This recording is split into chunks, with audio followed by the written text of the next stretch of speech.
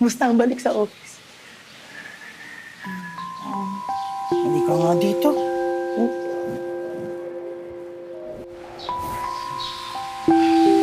Naninibago lang po siguro ako, Manang. Loko man lang naman yan.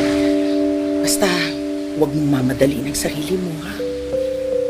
Kumain ka na ba?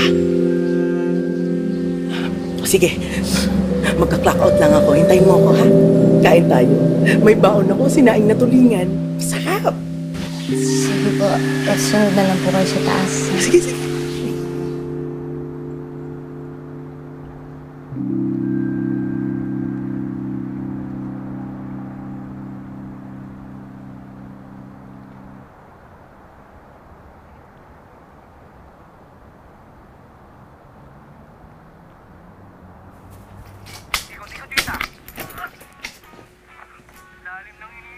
Ella?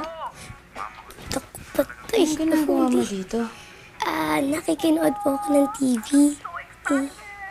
Asa mama mo? Tinago po ni Mama yung remote eh. Di ko po mabuksan.